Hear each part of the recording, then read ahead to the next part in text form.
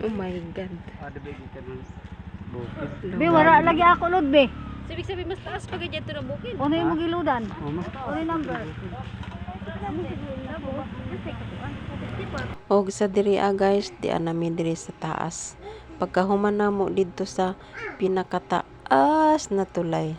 Nandito na naman kami sa ibabaw ng bundok. Tas doon sa baba, mayroon kayong makitang ilog.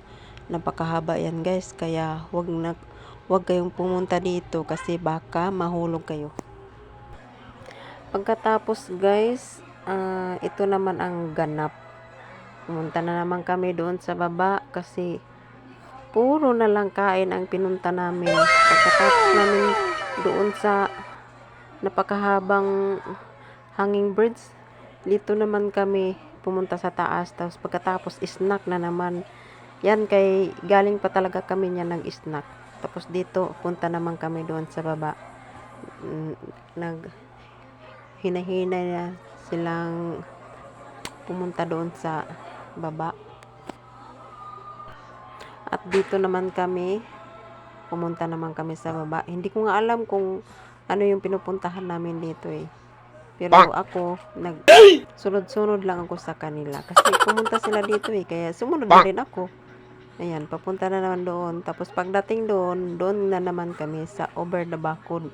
Yung tinatawag nilang over the bakod ng kung gusto niyo mong mag-snack yan. Tapos makikita mo rin yung sa baba kung ano mayroon. Bali, nasa taas pa rin kami. Tapos sa baba, may makikita rin kayo na mga puno. Tapos maraming mga damo. Yan yung makikita nyo sa baba. Pag tumingin ka galing dito sa taas, pupunta sa baba, nakakalula. Kaya nakakatakot talaga kung ikaw talaga ang mahulog dito. Lasog-lasog talaga ang katawan mo. Oh my God! Kaya huwag nang subukan guys na sumilip sa baba kasi baka kayo ay mahulog. Delikado. Kami nga, pasilip-silip lang kami kasi nakakatakot naman doon sa baba. Napaka-taas nito nga lugar na to. Pag ikaw kaya mahulog dito, di baka ka matanggal yung mga nyo. So, maula to guys. Bye-bye.